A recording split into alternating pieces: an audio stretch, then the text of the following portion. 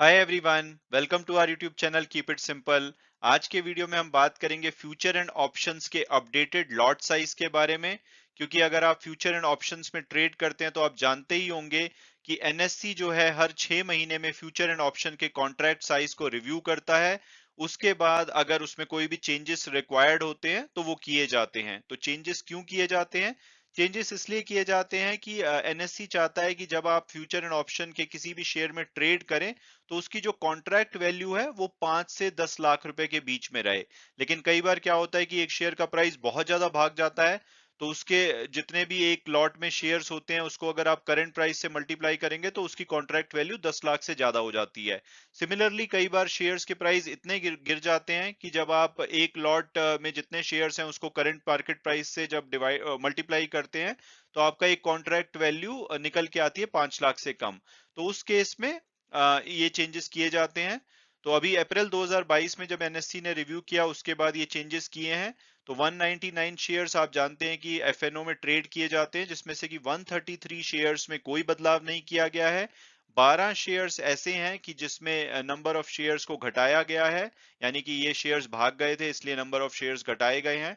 और 52 शेयर्स ऐसे हैं जिसमें कि नंबर ऑफ शेयर्स को एक लॉट में बढ़ाया गया है, और इसका रीजन यही है कि पीछे मार्केट में इतनी करेक्शन आई है कि कॉन्ट्रैक्ट वैल्यू कई सारे जो एफएनओ के स्टॉक्स हैं उसमें 5 लाख से कम हो गई थी, तो यहाँ नंबर ऑफ शेयर्स बढ़ाए गए हैं।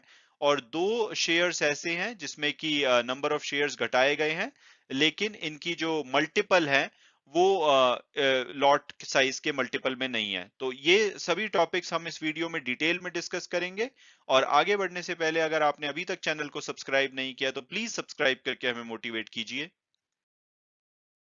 तो सबसे पहले अगर बात की जाए उन स्टॉक्स की जहां पे नंबर ऑफ शेयर्स को एक लॉट में बढ़ाया गया है, तो ऐसे 52 स्टॉक्स हैं। 51 स्टॉक की लिस्ट आप यहाँ पे देख सकते हैं, और एक स्टॉक हम लास्ट पेज पे डिस्कस करेंगे। और ये जो चेंजेस हैं जुलाई 2022 से एप्लीकेबल होंगे, तो उसका क्या रीजन है, ये मई और जून से क्यों नहीं एप्लीकेबल हो रहे?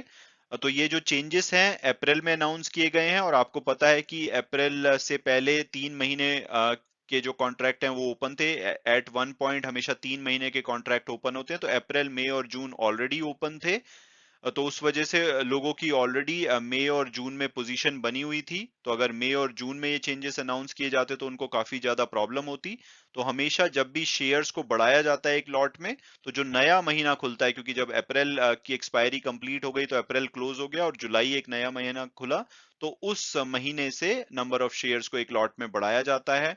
तो जैसे अगर एग्जांपल के लिए देखें तो अबॉट इंडिया, पहले अगर आप मई और जून में ट्रेड करते होंगे इसके एफएनओ के कॉन्ट्रैक्ट में, तो आपको 25 शेयर का एक लॉट दिखेगा।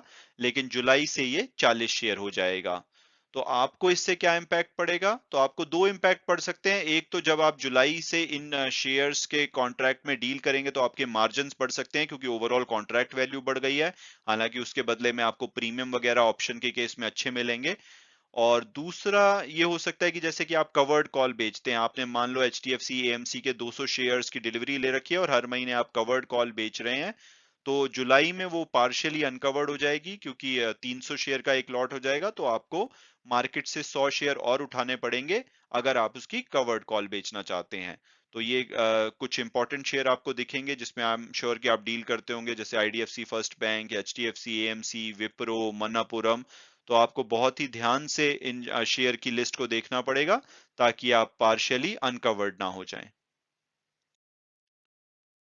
और अब अगर बात की जाए उन स्टॉक्स की जहां पे जो नंबर ऑफ शेयर्स हैं एक लॉट में घटाए गए हैं, तो ऐसे 12 स्टॉक्स हैं, इनकी लिस्ट आप यहां पे देख सकते हैं। और ये जो चेंजेस हैं मई 2022 से ही एप्लीकेबल होंगे, यानी कि बैंक ऑफ बड़ौदा अप्रैल में 11,700 शेयर का एक लॉट था, लेकिन मई से आपको 5,850 शेयर का एक लॉट दिखेगा। तो ये जुलाई से क्यों नहीं किए जाते? तो इसका रीजन ये है कि मान लो कि अगर आप कोई कवर्ड कॉल वगैरह बेचते हैं, तो उस केस में क्योंकि आप देखेंगे कि सभी केसेस में लगभग आधे शेयर हो गए हैं, कि पहले 1250 थे यूनाइटेड स्पिरिट्स में, अब 625 हो गए हैं।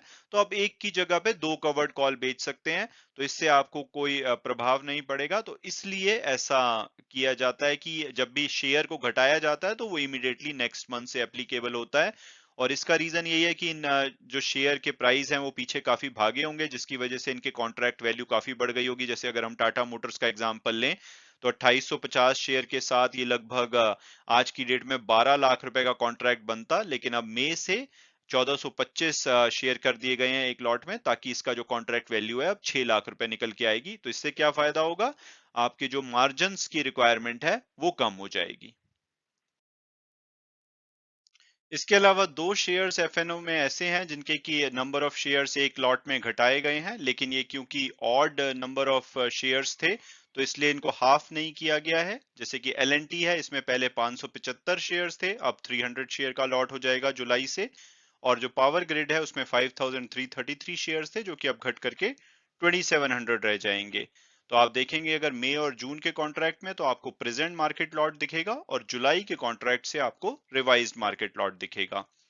और इसके अलावा जैसे हमने डिस्कस किया था कि एक शेयर के बारे में जिसमें कि नंबर ऑफ शेयर्स को बढ़ाया जा रहा है, उसको लास्ट पेज पे डिस्कस करेंगे। तो ये है जुबिलेंट फूड।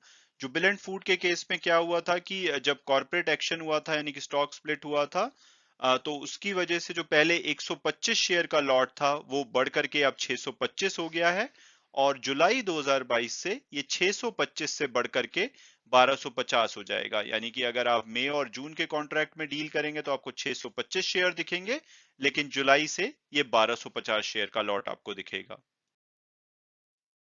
मैं उम्मीद करता हूं कि आपको ये वीडियो पसंद आया होगा और आपने कुछ नया जाना होगा। Thanks so much for watching the video and God bless you all.